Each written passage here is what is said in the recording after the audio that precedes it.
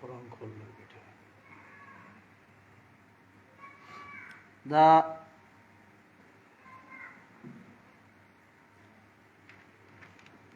الف لام تشریح او داغي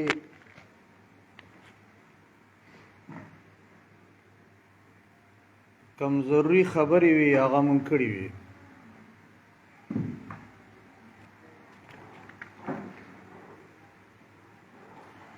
نن ذالک الکتاب نرستبا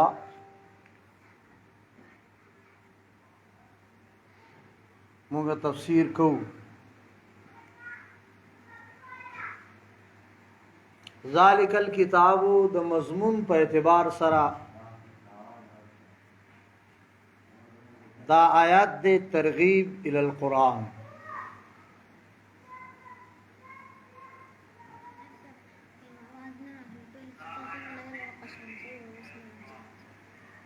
عظمت د قرآن بیانې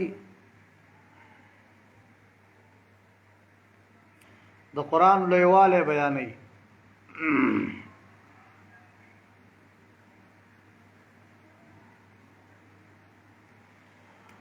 په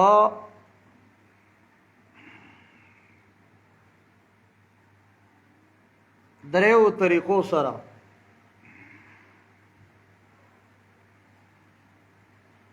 یو طریقه دا ده چې کتاب ډیر زیات کمالی کتاب دی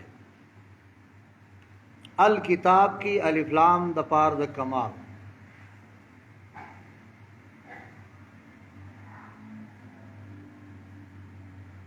دویم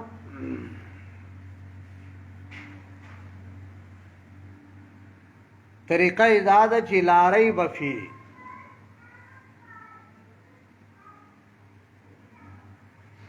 شک پکې نشته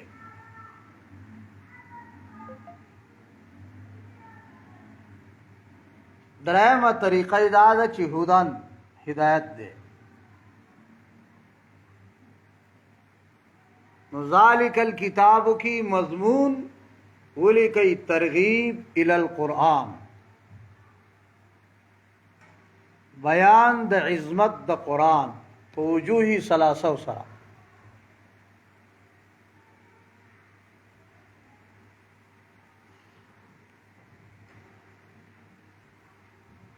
ذالک کی قانون دار ہے چې دا اشاره کیږي ډاګ شیتا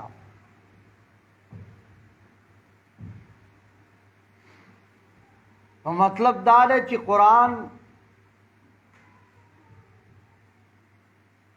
پټ نه دی ګوره دا د زده کولو قابل او زده کولو مناسب کتاب دی دا سینه چې توای قرآن ګران دی او په 1400 پردو کې پټ دی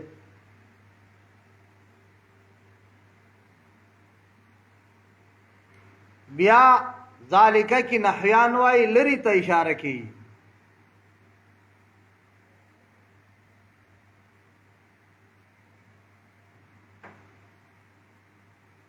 نو مطلب دا دی چې قرآن عظمت ډیر لوی دی ګوره درجه یې ډیره اوچته ده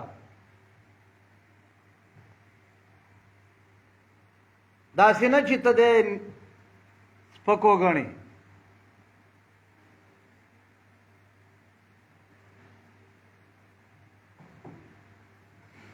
او ذالک اشاره کیږي اسم اشاره مشار له غواړي نو ذالک معنا کم کتاب هغه کتاب چې کم د کم ذکر مخکینو کتابونو کې شته هغه کتاب چې کتب سماویہ کی لوح محفوظ کی اهدنا الصراط المستقیم کی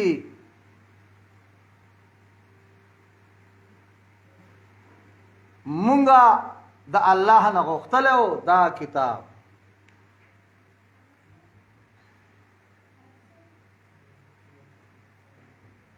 लफ्ज किताब कुरान की 319 फेरी ذکر دی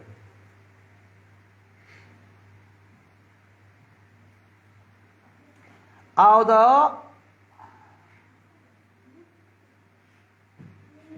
کتاب معنی په قرآن کی اته دي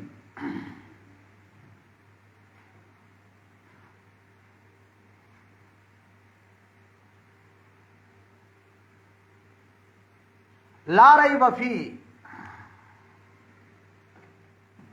ریب حق شک توای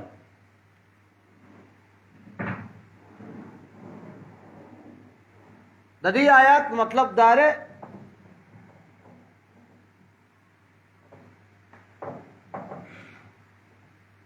چې دا کتاب په نفس الامر او په واقع کې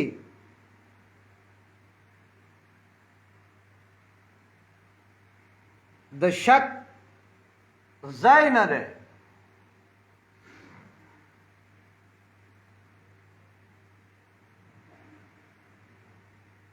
د دې وینا عالمان د دې ترجمه دا کوي لا ریب فی کونه من الله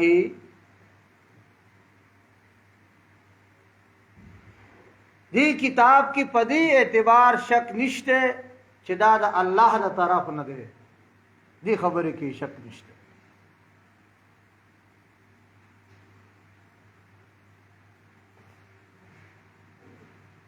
د دې آیات دا مقصد نه دی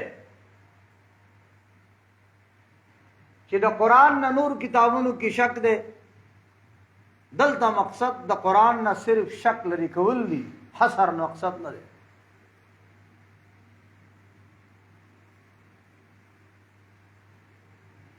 هدى للمتقین دا د قرآن دریم صفت د سې کوا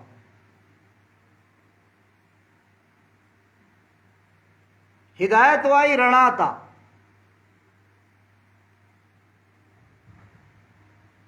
دیوانی یو سوال لے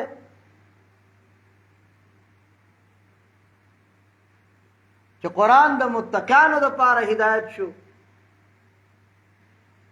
نو ولې دی نورو د پاره نه لسه نا متقین امراد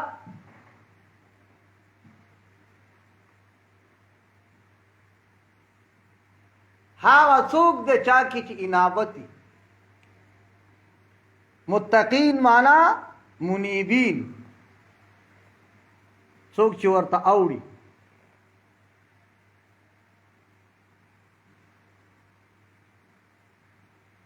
یا معنا دا چې قرآن هدایت د هر چا د پاره ده لیکن خلق دو قسم دي یو هغه چې هغه ورته واوړي د قرآن د حرامو حلالو خیال ساتي او یو هغه چې نه ساتي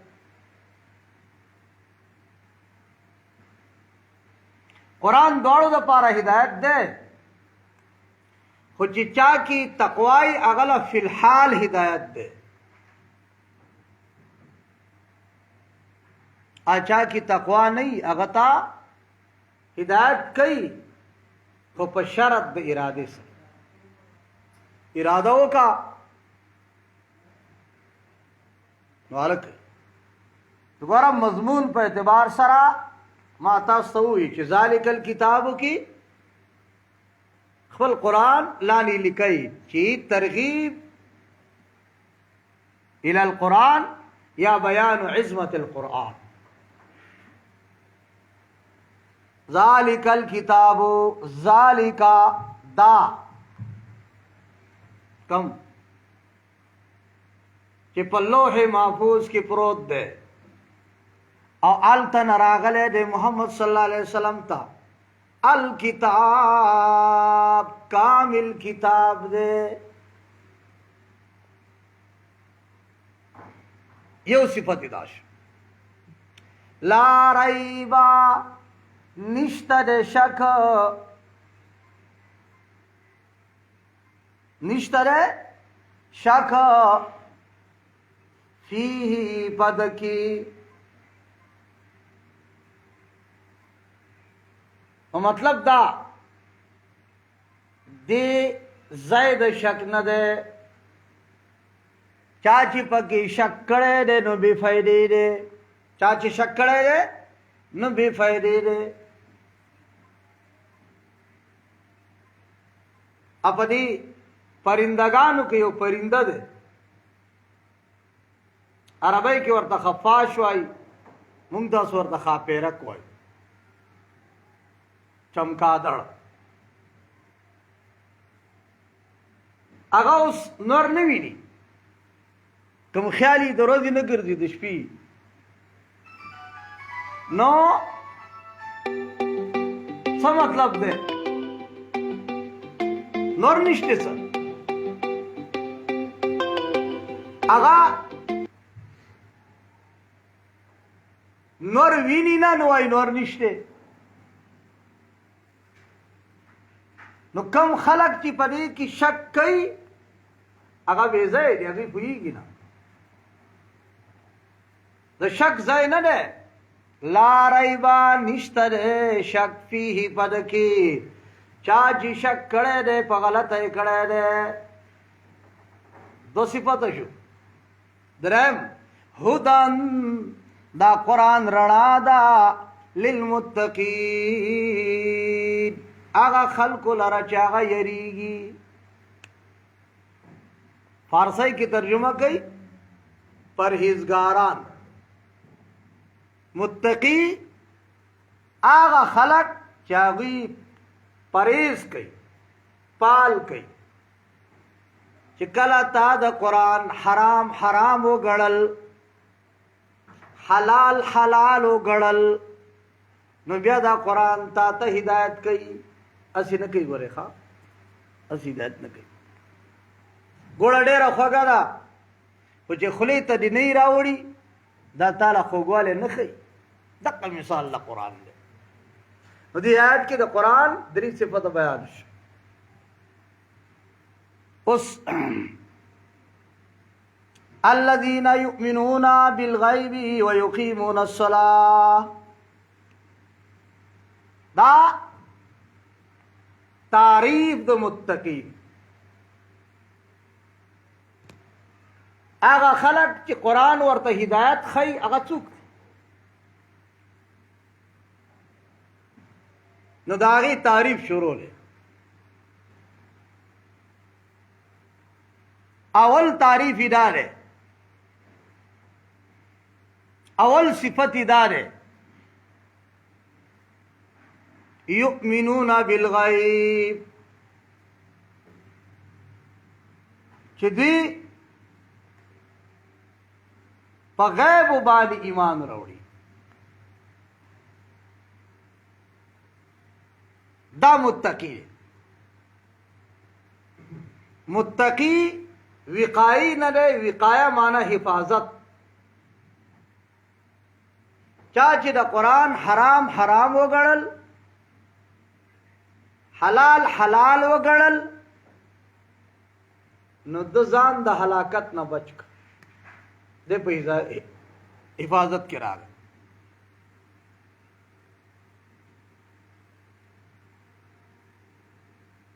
حدیث کې راځي که څوک دا غواړي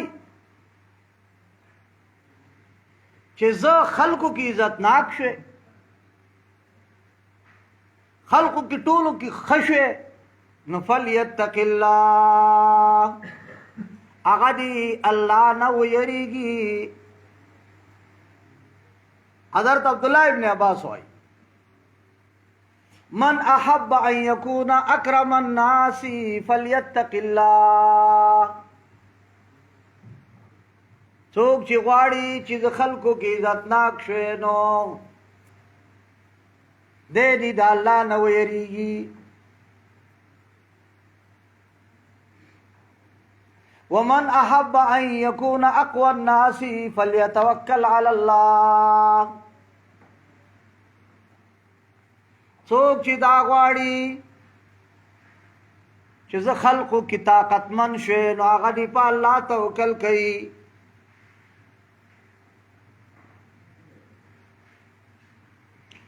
ومن احب ان يكون اغنى الناس فليكن بما في يد الله اوثق بما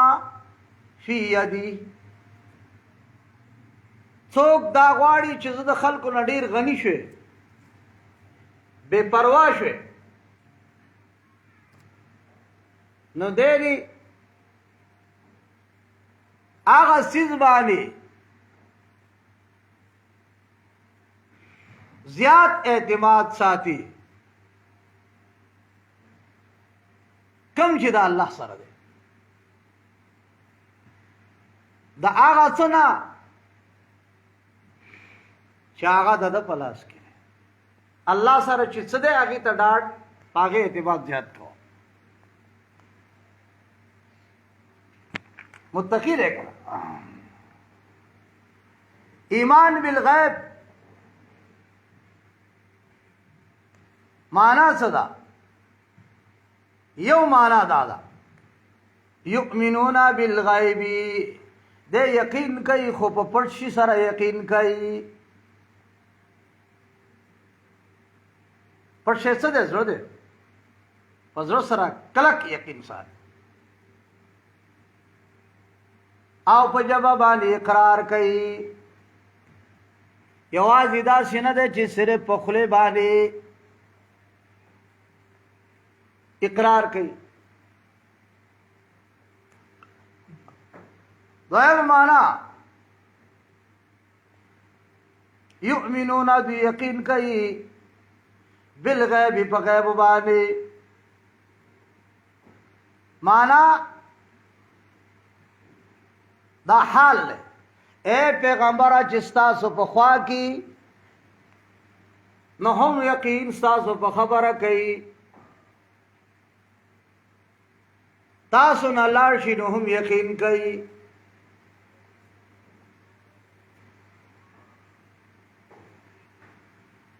بله معنا یؤمنون دوی ایمان راوړي بالغیب په داسې څیزونو باندې چې دوی نه پټ دي. هغه څه الله یې نه دی لیدلی مني.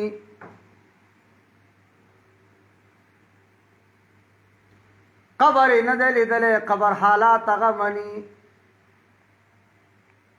قیامت یې نه دی لیدلی هغه مني.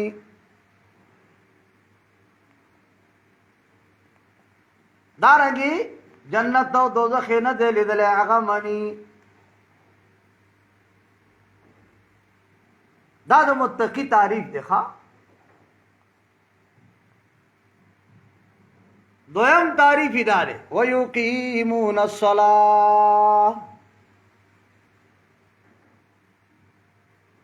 لفظ د صلات قرآن کی 93 کرتا ذکر دے.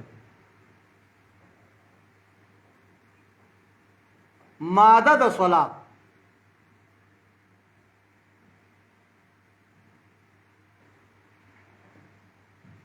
اور صلات مانا اصطلاحی مزد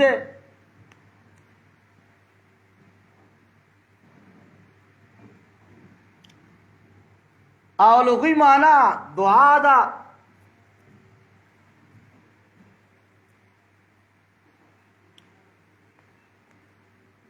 یقیمون کی صيغه د فعل مضارع نه اشاره ده دیتا چې همیشه د پاره کوي. وره یقیمون کی معنا لاله چې رایج کوي. ګوره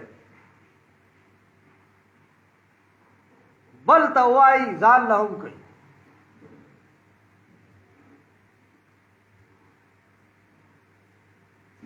درائم صفت ومما رزقناهم ينفقون. مما کی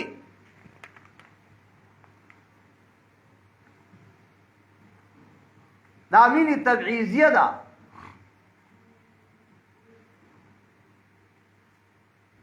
او ما عام دی، مال دی،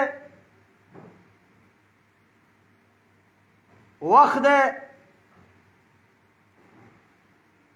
قابلیت دی،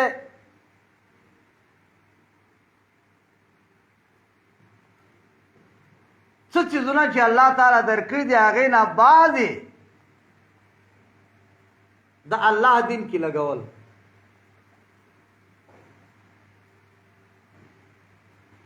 ګوره دې آیات کې د متقیانو 3 صفته ذکر شو. آیات ته ښه سوچ کوئ، ښه به پوهېږئ. هغه کسان چې قرآن ورته هدایت کړي د هغه 3 صفته ذکر شو.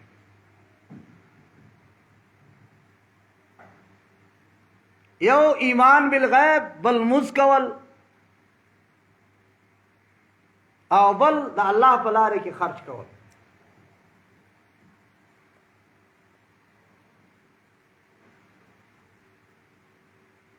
لیکن مازه کې یقیمون یو دا معنا نه چې موږ به ودرې ګورې د مازه ودرولو یو طریقه داره چې د هغې فرایض، د هغې واجبات د دې به خیال کوي.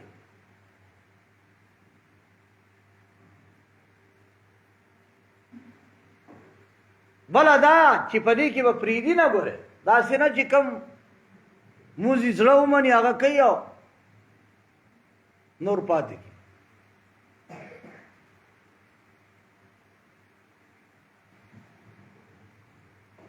دارنګې یوازې د خپل په ماده باندې به اکتفا نه کوي، بل ته به هم وایي.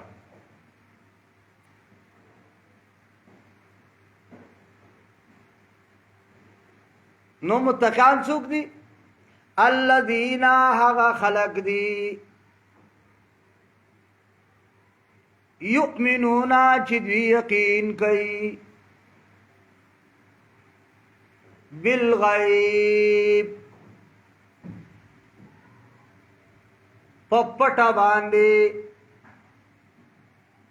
په غیب باندې، هغه چیز باندې چې د دوی نه پټ دي. ویقیمون او پابندي کوي الصلاة نماز،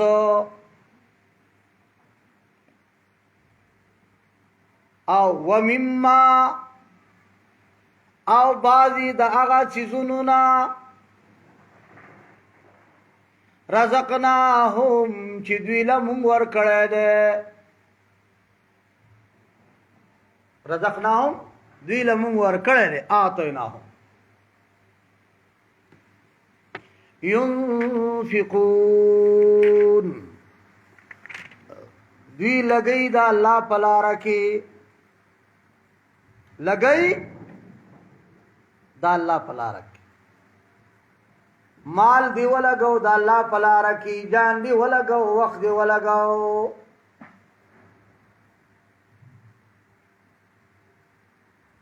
درې نښې دا شي.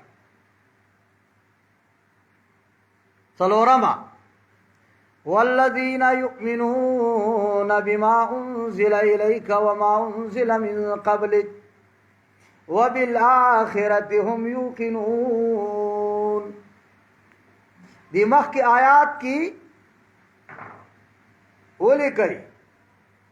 3 صفات، صفات ثلاثه د پار د متقیان. نو دی آیات کی 2 صفات د پار د متقیان، 2 نشانی د پار د متقیان. ګورا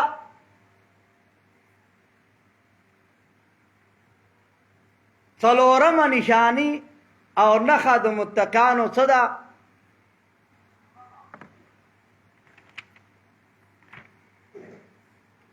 هغه دا ده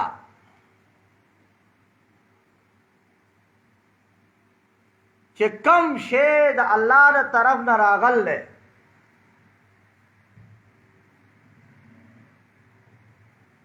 پاغه باندې ایمان راوړل او منل.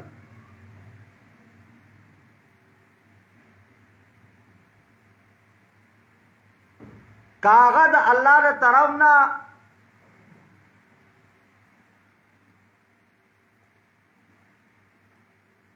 د صحیفو په صورت کې راغلی وي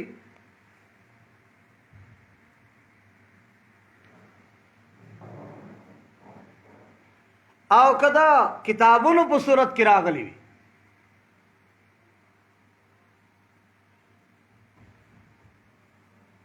چې سل صحیفې دي او لوی لوی څلور کتابونه دي، پاغي باندې یقین کوي. دا څلورم صفت.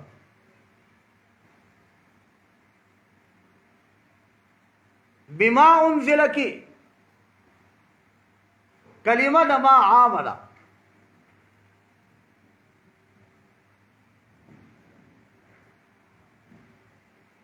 هغه څه چې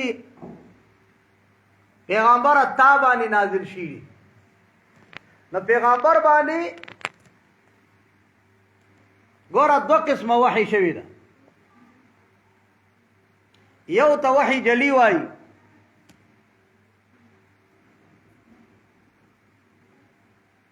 چې هغه قرآن دی.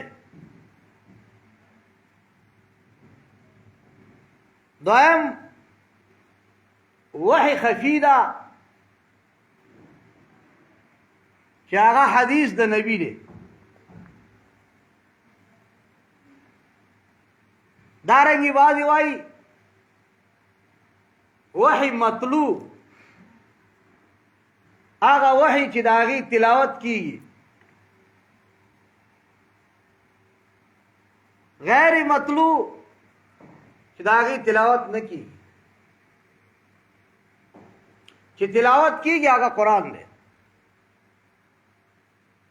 نه کیږي دا حدیث. دا ټول مني. دا آیات دلیل دی د دې چې کوم سړی قرآن مني حدیث نه مني، قرآن هغه ته هدایت نه کوي،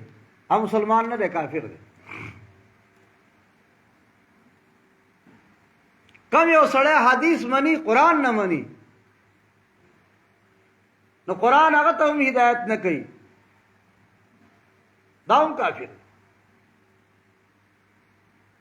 ځکه الله ما انزل الیکا کی اشاره وکړه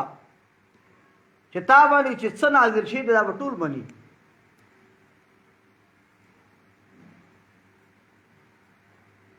وما انزل من قبلک کې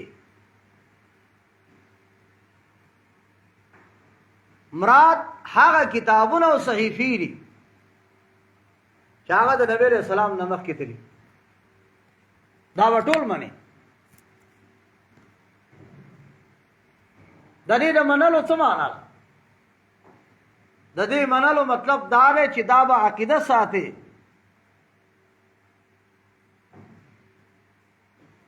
چې دا خپل په وخت کې د الله کتابونه او حق،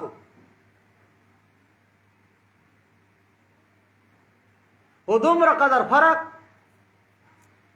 چې د قرآن د راتلو نه وروسته په دې باندې به اجمالي ایمان راوړي چې حق دی. بس دی آیات کې سوچ وکړئ،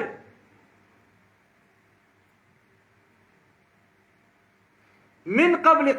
کئی ذکر کا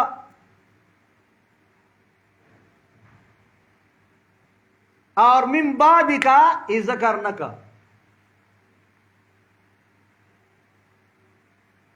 او حال دا دی چې دا الله له طرف نه کومه خبره راشي هر وخت کې منل پکار دی. که د پیغمبر نه مخکې وي که وروسته، نو من قبل کا کې ذکر کړه چې مخکینی خبرې به منې، وروستنۍ ذکر نه کړه. دا ولې؟ دا آیات دلیل دی چې د نبي نه وروسته بل نبي نشته.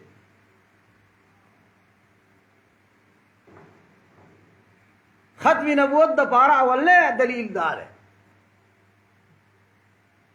کچری دا نبی پاک نه رستو نبی راتله نو الله پاک به من بعدی کا هم ذکر کړي لیکن رست نبی شته نه نو مخکینی انبیاء ذکر وکړو د کتابونو صحیفو ذکر وکړو او رستنو ته درا رستشته نه خدا خبره ده تاسو ته کوم چې په قرآن باندې عمل ایمان څنګه راځي عالمان لیکي چې قرآن کریم باندې ایمان په څلورو څیزونو سره راځي دا څلور خبرې نه وي ګوره ستا ایمان بیا ګران دی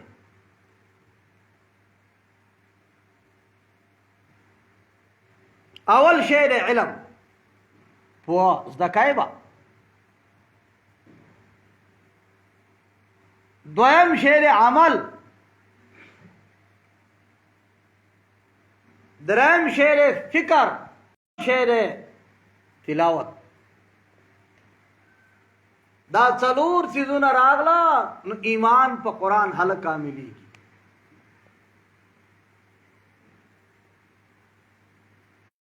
دا څلورم صفت شو پنځم صفت وبالآخرة هم یوقنون پنځم نښه او پنځم هغه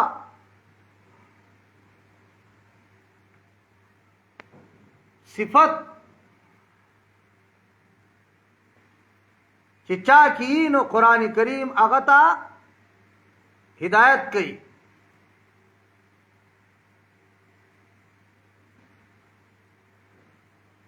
اگر ایمان دے پا قیامت بانی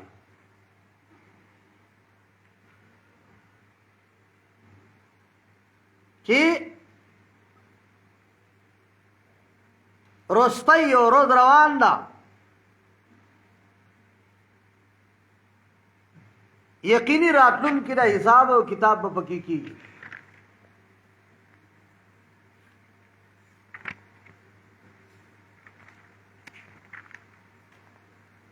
بالآخرة مراد یوم الاخرہ دے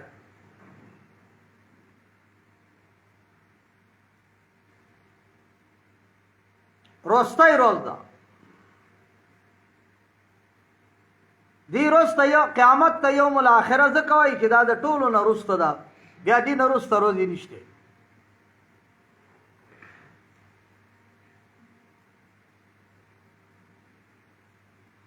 دارنگی دیتا قیامت هم وای زکه چې قیامت معنا پاسېدل پدې کې وخلق حساب کتاب د پاره پاسي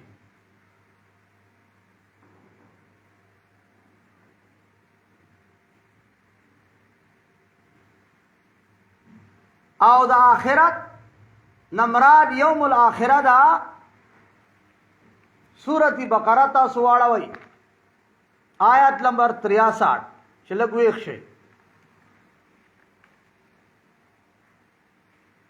درش پیتم نمبر آیات واړوي چې الاخرت نمراد یوم الاخره دا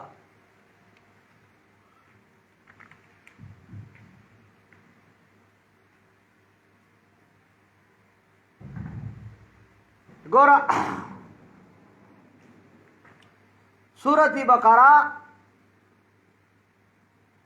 آیت نمبر 63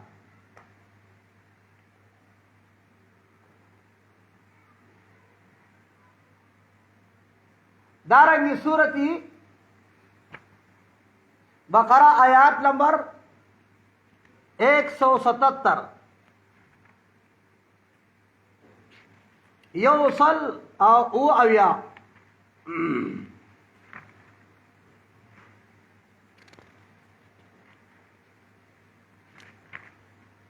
آخرہ نمراد یوم الاخرہ دا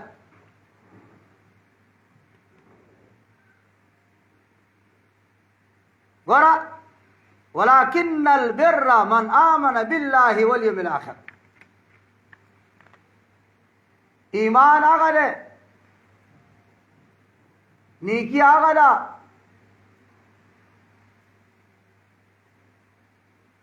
چې په الله یقین وکړي، په قیامت باندې یقین وکړي، رستنی ورځ.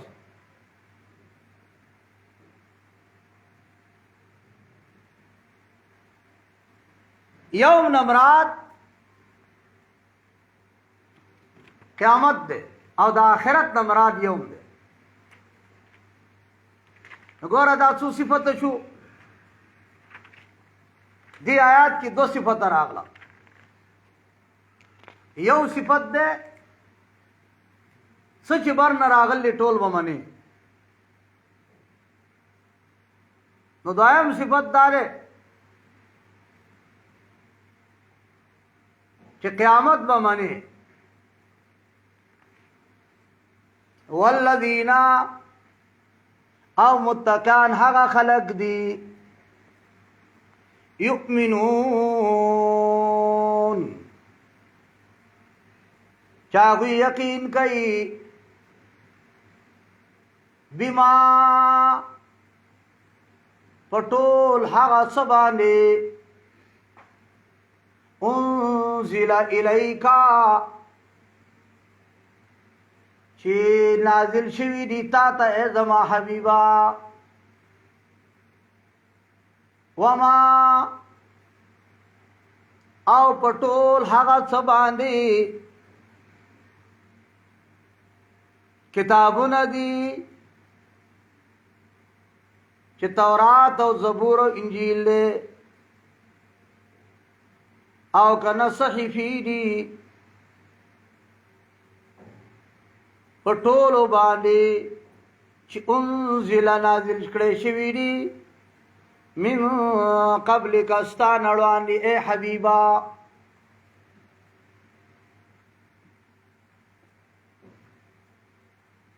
څلورم نه خداش وبالآخرة او په آخرت باندې هم دی یوقنون یقین کوي. آخرت باندې یقین کوي. دا آخرت ترجمه مو وکړه نو پدې کې قبر راغی، حشر نشر ټول راغی. نو تر دې پوری مضمون اعتبار سره څه وشو؟ 2 خبرې بیان شوې، 3 صفت د قرآن بیان شو. بیا قرآن چې چاته هدایت کو داغه یو نوم بیان شو چې متقی دی. بیا داغه 15 نښې بیان شي، 15 نشانی اوس ګوره. اولئک علی هدی من ربهم واولئک هم المفلحون. دا ولی کوي بیان د بدلې د متقین.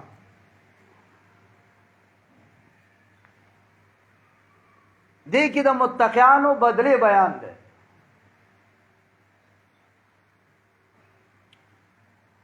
متقینو چا کې چې دا 15 نښې راغلي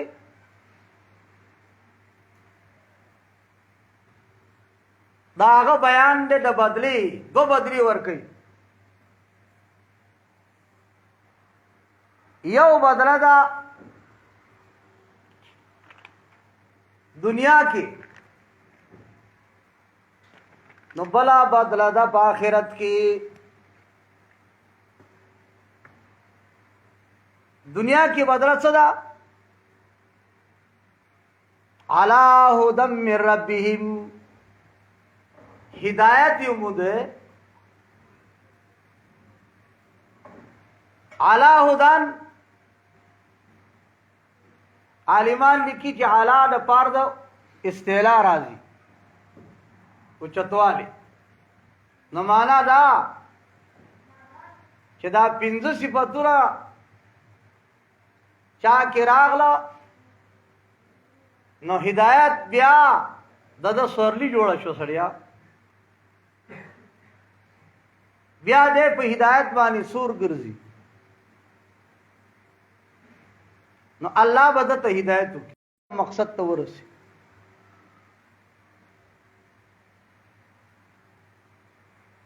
فلا د دنیا کامیابی ته هم فلاح وای آخرت کامیابی ته هم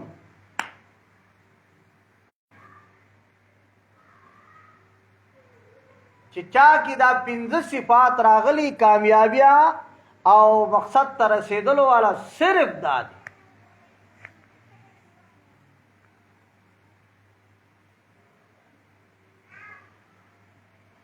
اولئک دغه خلق علی هدن په هدایت باندې دي دغه صفاتونو والا کسان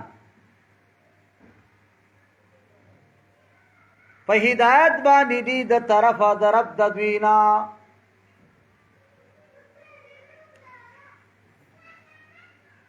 آسان سوال له چې دا پنځه صفاتونه په کې راغله نو خو هدایت ورته میلاو شو نو بیا علی هدن سمانه د دې وجه زموږ استاد به وي علی هدن دوی کلک شو کلک دي په هدایت باندې من ربهم د دوی د رب د طرفنا واولئک او دغه خلق هم المفلحون خاص دوی کامیاب دی خاص دوی کامیاب دویم ځل اولئک راوست د پاره د تاکید او د اوچتواله د مرتبه نو ګوره تر دې حد پورې انعمت علیهم بیان وشو چې الله په نعمت کړی اڅو کسان دي دا پینځو نشانو والا اوس دویم ډله بیان ان الذين كفروا سواء عليهم أأنذرتهم ام لم تنذرهم لا يؤمنون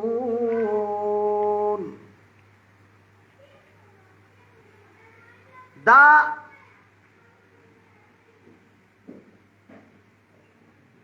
هغه کسانو بیان دی کم چې با فاتحه کې مغضوب علیهم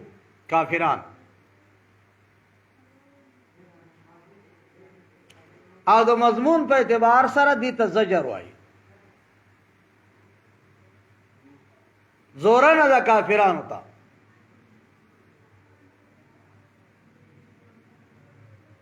او د دې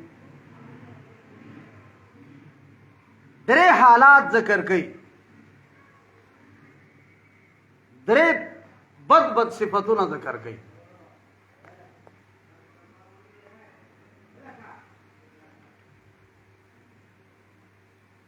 هغه بد صفاتونه یو باغی کی کفر دی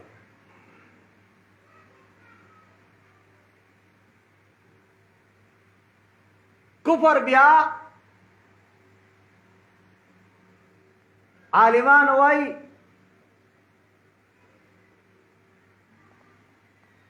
د ټولو نه سخت کفر بد کفر هغه کفر دی چې هغه د ضد د وجې دی کفر انکار ته وای نه منلو ته وای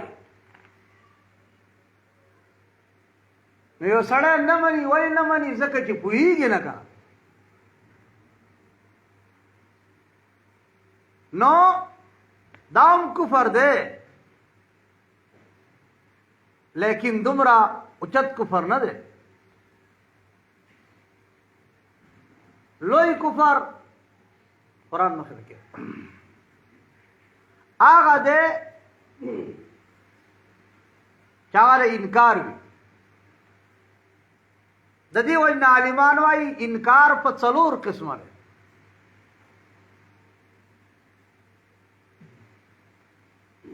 نمبر 1 کفر جحود وايي خرب پیجنی خو نه مانی، قرآن خب پیجنی خو نه مانی.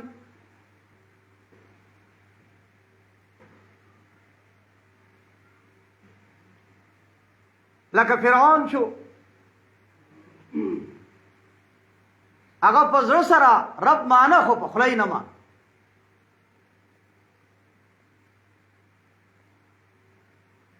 دویم کفر عنادي ضدي دی چې الله هم پیژني رسول هم پیژني په زړه سره، لیکن ضد د وجنه عمل پی نه کوي، لکه یهودیان شو.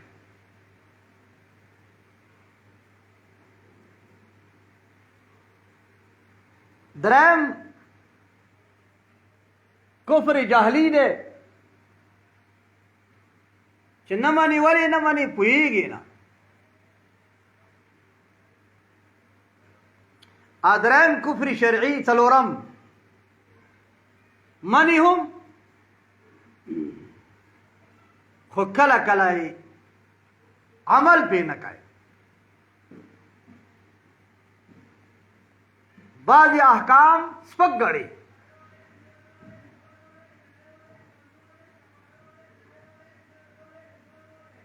بعض احکام خمانی دیتا کفر شرعی وای. دی کی مراد د کفر نه کفر عنادی دی.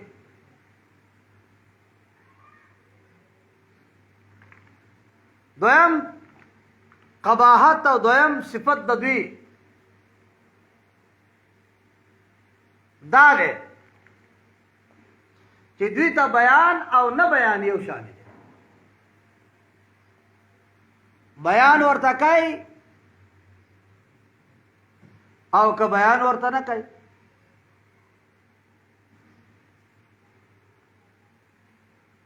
کفر پدې کې دی، لیکن دا بیان نه بیان دا د کفر اثر دی چې بیان بیا تا ته اثر فائدہ نه کوي. چې کله تا کې زد راغی کله نو بیا تا باندې بیان اډو سروب نه کوي.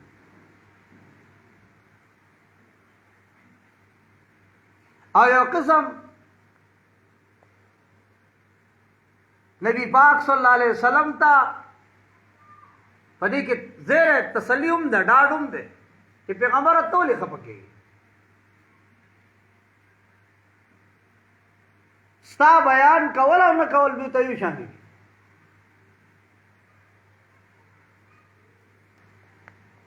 تا کې ته نقصان خو نشته.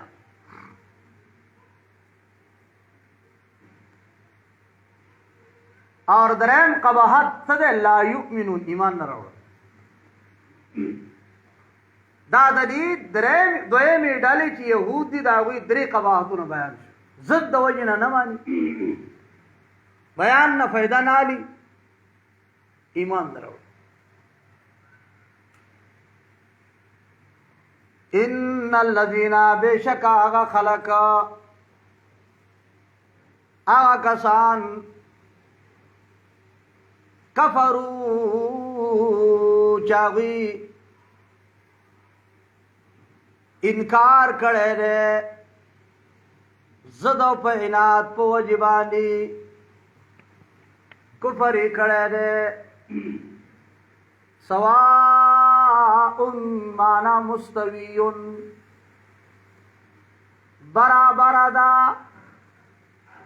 علیہم دویتا برابر دا. کم خبره دا خبره انذرتهم کتدویتا بیانو کی کتدوی ویا رائے مانا انذارو کا ایاہم سایا رول دویتا ام لم تنذرهم او کتدوی و نیرائی مانا عدم انذاری کا ایاهم ستان نیرول دویتا دا دوڑ دویتا برابر دی قدر نکید دین لا یؤمنون دوی ایمان نراوڑی دا درے قباحتو نشو سائی کوا ختم اللہ کی ددغی خلقو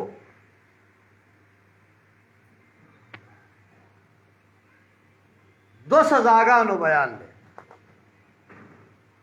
مضمون پہ اعتبار سر دیتا تخویف ہوئی ما تاس تپوسولو کی ویلیو چی تخویف یارا دا دو قسم دا یو دنیوی یو اخروی دی کی دوارا دی خواه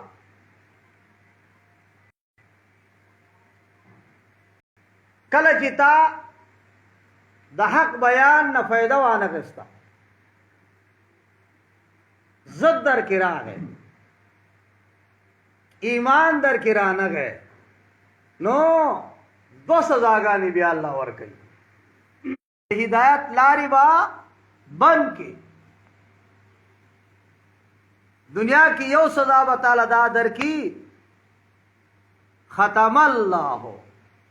مہر با اللہ ولگئی ختم وائی مہر تا شیبانی چی مہر ولگی نو نہ دن نہ بیا سشیتی و تیشی او نا اگیت صدرنش کی دیش مانا دا چی اللہ با دوی دا زرد داسی کی چی دوی تب بیا حق نشی دن نکی دلے ختم اللہ علی قلوبہم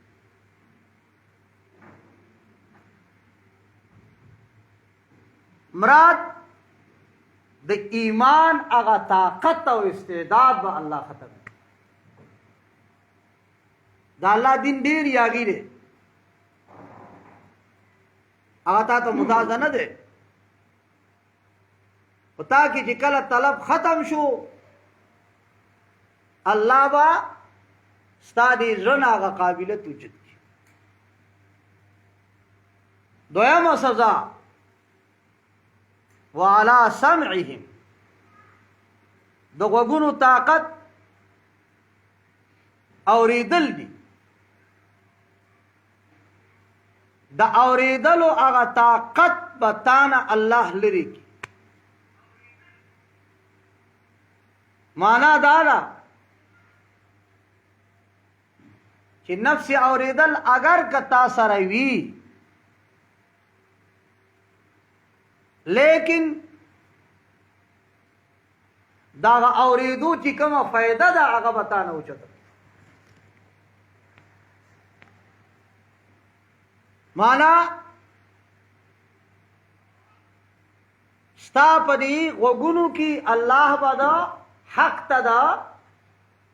توجه او دا اوریدو موقع اور قابلیت سلب کی اولری ناروا خبری باوری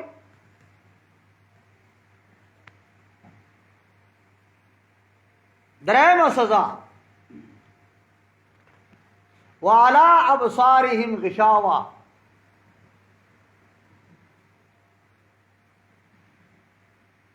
سترگو بانی با اللہ پردی واچی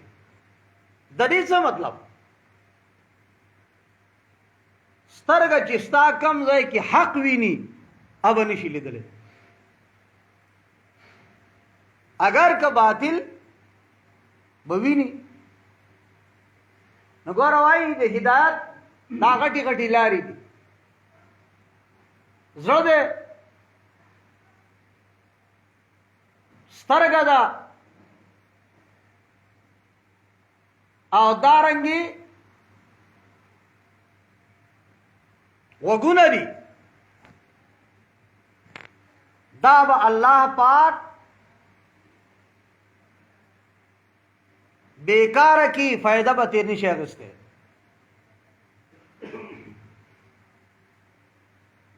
لیکن دایات ساتھ آئی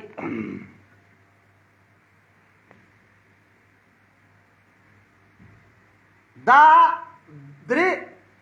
سیزونه به فعل کی دا کله فعل کی الله دا هله چې تا کې کفرو راغی دا معنا نه ده چې اول نه تعالی تا باندې مهر لګي دا ستا د ګناه ستا د دې دریو قباحتونو سزا ده نو څوک دا اعتراض کوي چې الله د دې د مهر زړه باندې مهر ولګاو سترګې د کار نه وکړي او دارنګې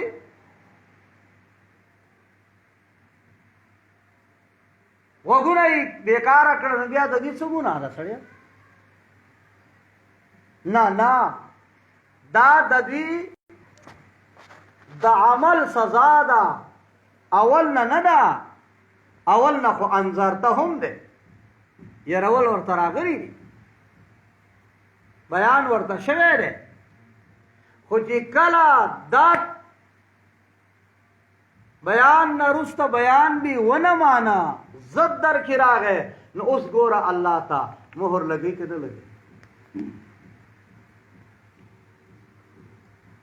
ګوره وعلى ابصارهم غشاوه عالمان وای غشاوه کې تنوین لپاره د تعظیم او د تنکیر دی یو ناشنا قسم پردې وستا پسترګو لګي بیا به تا ته دا قرآن ډوښکارېږي نه تا ته به دا دین ډوښکارېږي نه بیا به هر شي ته وزګارې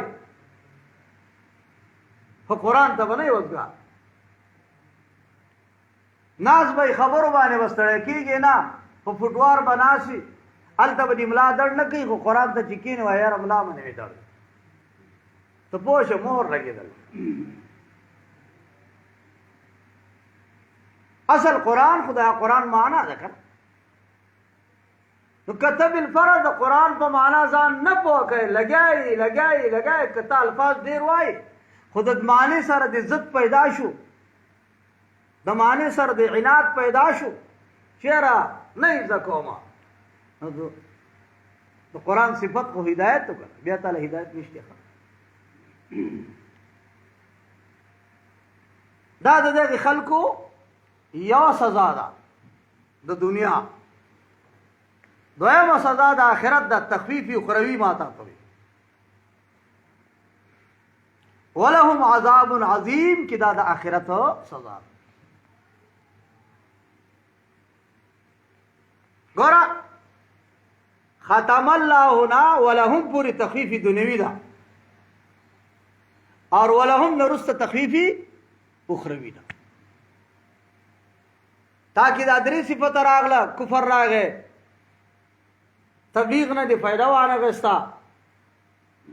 ایمان دی رانور نو آخرت کی سزا دا چې عذاب عظیم لوی عذاب با الله ور کوي لیکن ګوره جمله اسمیه ده اشاره دوام تا مړه پروت دی عذاب دی دا سینه چې راضی با پروت دی ورته او بیا د عذاب ګوره صحیح کوا قرآن کریم کی د عذاب صفتونه ذکر شي نو دلته کې عذاب موصوف د عظیم صفت ده د قرآن د ټولو نه غټ صفت خطرناک صفت عظیم صفت ده علیم ده سو ده اشد ده مهین ده شدید ده حریق ده مقیم ده هون ده غلیظ دے غیر مردود وغیرہ دی لیکن د ټولو نه خطرناک صفت چې دی هغه عظیم دی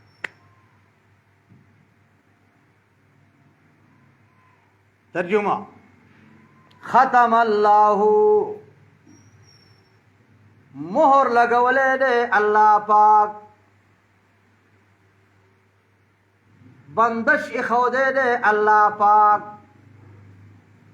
علا قلوبهم د دوی په دې زړونو باندې ولی ځکه دوی انکار وکړ نو حق بیا دنه نشي راتللی وعلى سمعهم او په غوږونو د دوی باندې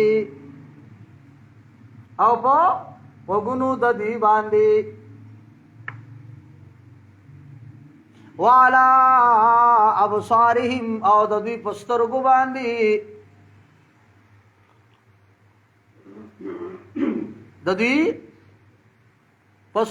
باندې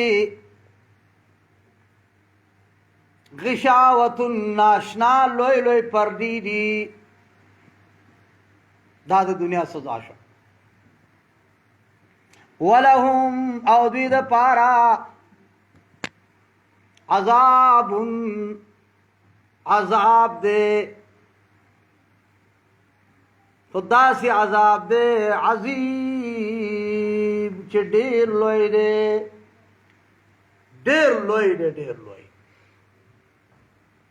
نو دا آیت مضمون په اعتبار سره دا د سورۃ فاتحه دا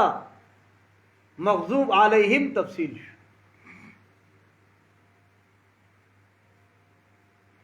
اس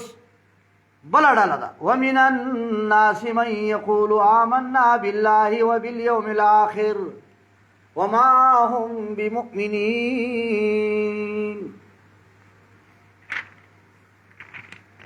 ګوره مضمون په اعتبار سره دا تفصیل د ضالین دی او تاسو ته ما خلاصه کې ویلو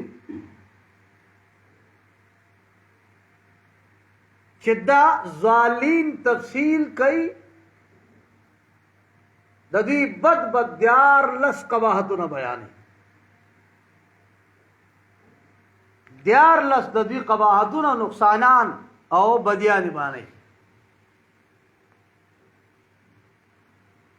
دارنګي مضمون په اعتبار سره دا آیات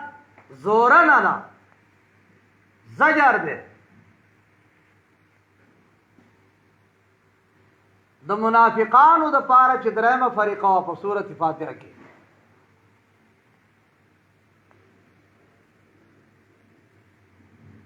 ناکاره صفاتونه دي دوی او تعریف د دې ده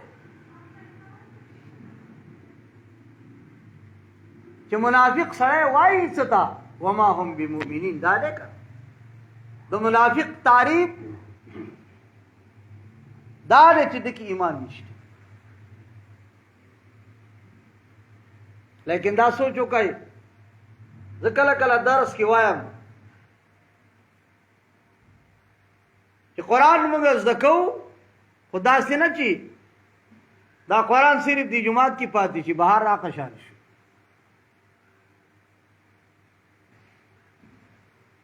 قرآن کریم خپل په عمل کې راوستل غواړي او د قرآن نه بغیر هدایت ممکن نه ده منافق څه شي ته وایي څوک دی موږ خو ځان له خپل ځای نه زړه نه ځان نه منافق جوړ کړی دی مؤمن جوړ کړی قرآن نه تپوسو کا حدیث ته تپوسو کا حدیث کی راضی د منافق درې نشانی دي درې نښې دي چا کې راغلی هغه منافق دی یوه نښه دا ده چې دی خبرې کوي نو دروغ وایي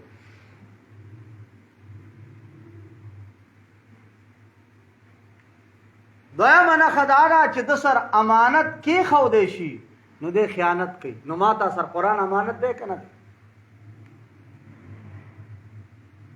قرآن سره موږ خیانت کوو که نه کوو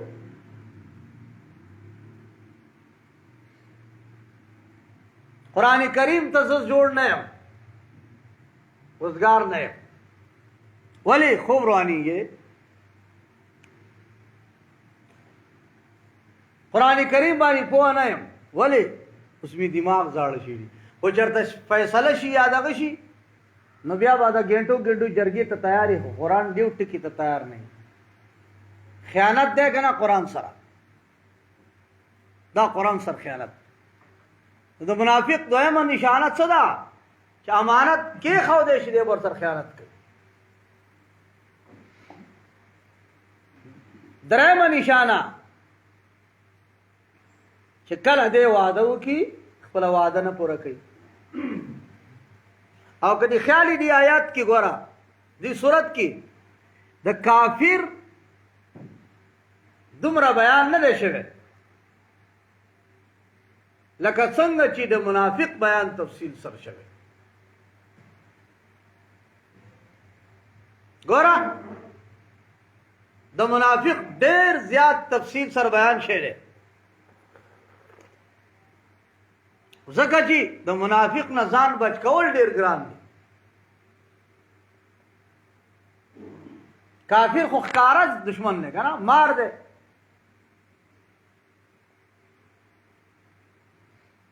او منافق پټ مار دی. او پښتانه ورته وایي دا د لستوڼي مار دی، ډېر ښکارېږي نه. نو ځکه د منافق ډېرې نشانې بیانوي.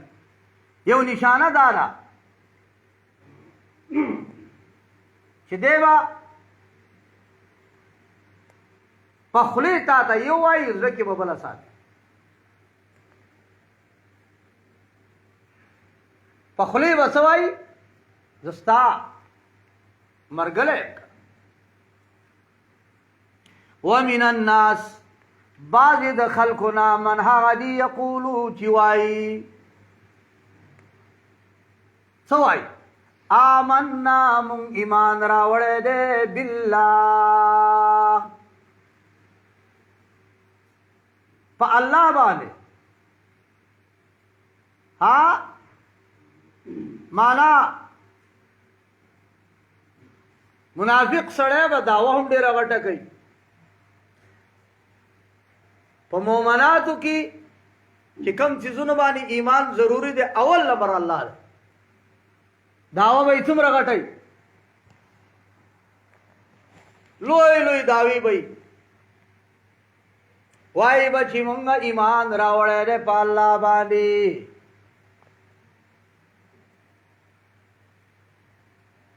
وبالیوم الاخر او پر ورځ د قیامت باندې.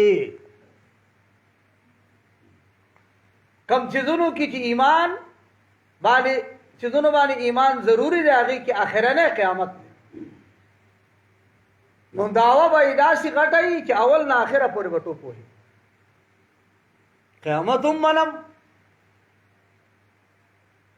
الله هم منم، دعوی به یې ډېرې. لیکن دا دعوی به څنګه من یقول دا به صرف د خولې ښه، دا به صرف د خولې. وما هم بمؤمنین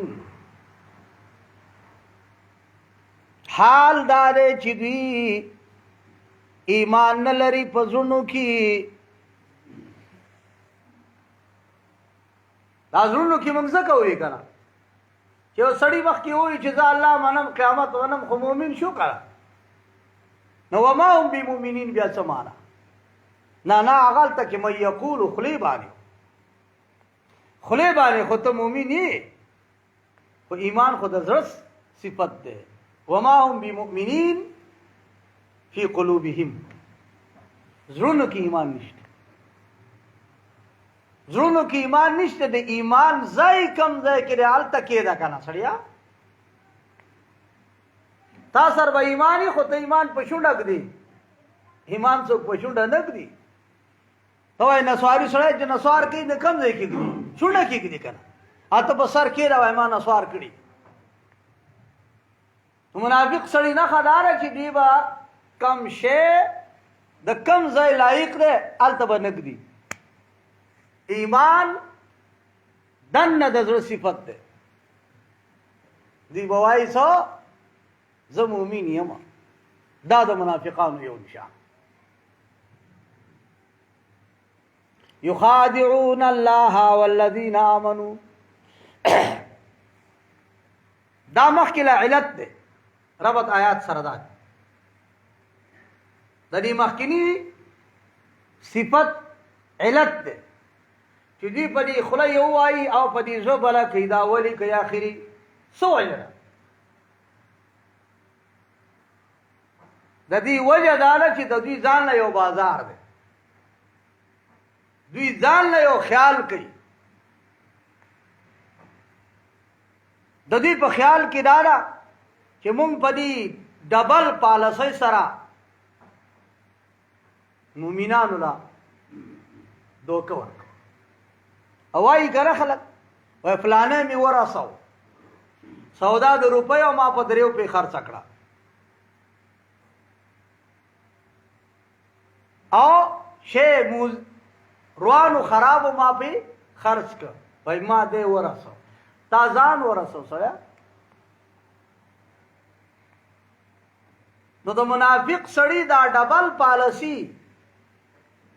د دې وجه نه او د دې سبب دا دی چې د خپل په خیال کې خلکو له دوکې ورکوي خلکو له دوکې ورکوي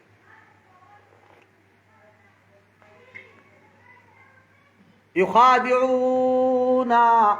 دوی ټګي کوي پښتو کې ورته ټګي وایي اکثر دا نن زمانی دا جدید پښتانه خو دوکه ورته وایي که نه ورنه دوکه خو پښتو نه ده یخادعون دوی ټګي کوي خپل په خیال کې الله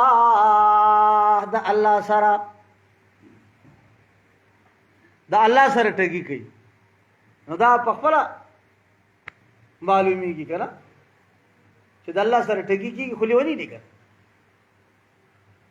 والذین او د هغه خلکو سره ټګي کوي آمنو چې ایمان یې راوړی دی ایمان والا دي د مؤمنانو سره ټګي کوي دا د دوی یو بل قباحت دی او پلیت صفت دی څه دوکه‌بازي د مؤمن کار نه دی او بیا دوکه‌بازي د مؤمنانو سره او بیا نعوذ بالله د الله سره وما يخدعون الا انفسهم دا میز کی جمله په دې باندې رد ده خیال ته دا خبره راځي چې دوی د الله سره دوکه کوي نو کیږي وڅ دوی د مؤمنانو سره دوکه کوي نو کیږي وڅ جواب دی وما يخدعون الا انفسهم دوی دوکه نشي کوله مگر د ځان سره کوي خدای سره دوکي کوم ځکه هغه تاویني او د مؤمن سره دوکه ولې نه کیږي ولی د مؤمن طرف نه خو الله ولاړ دی او په بدله ورکوي تا نه به ستا د دې دوکې بدله هغه علي مؤمن له به د دې ستا د دې دوکې په وجې ښه بدله ورکوي نو ستا دوکه چا سره شو وما يخدعون او دوی دوکه نشي کوله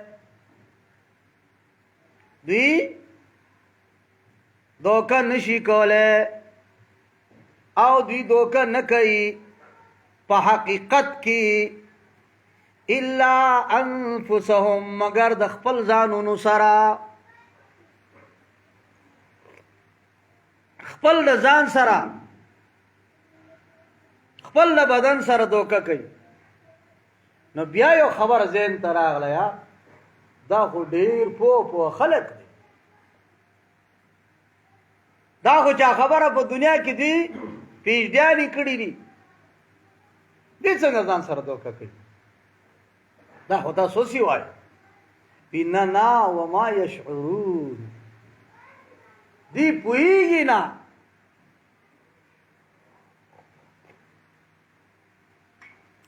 پوهیږي نه معنا دا چې دی دوکه کوي د ځان سره حقیقت کې خو په خپلې بلې دوکې پوهېږي نه نو خیال دا ساتي چې دا دوکه موږ مسلمان سره وکړه خیال دا ساتي چې موږ دا دوکه د الله سره وکړه اور حقیقت کې دی پدې خبره پوهېږي نه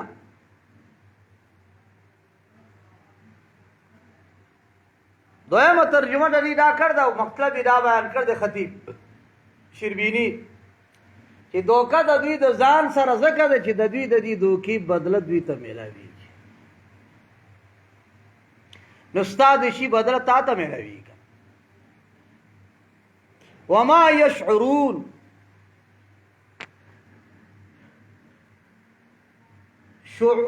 شعور ظاهری پوئی تو وای چا تارو کیوں می نو دې کې یو قسم زیادت قباحت شو چې منافق سړی د څارونو مقمقل سړی څارو کې کم از کم دومره قدر پوه خوې چې هغه شین بوټی چې وي ورپسې منډه وهي حافظ الپوری یو مشهور شاعر تیر شعر هغه یو شعر لیکلی دی ډېره اوږده پاړی ده خو یو وایم شین بوټی چې ویني د کمره په سیرغړې شین بوټی چې ویني د کمره په سیرغړې عمر دی کوتاه دی پکې ولی اوږد تناو غړي مسلمانا ستا دا عمر ستا مسلمانۍ لکم دی اتلا پکې تا منافقي هم کوي ستا دا عمر ستا نیکۍ لکم دی اتلا پکې بدي هم کوي نو ما یشعرون کی د دې نوم زیات قباحت شو چې دا دومره لیوني دي چې دوی کې د څارونو هم کم حق پوهه ده یا دا وما یشعرون کې زوره نه شوه او یا حال دی بڑا کوي به دا ځکه دوی کې عقل نشته نو کم عقل خو یې دسي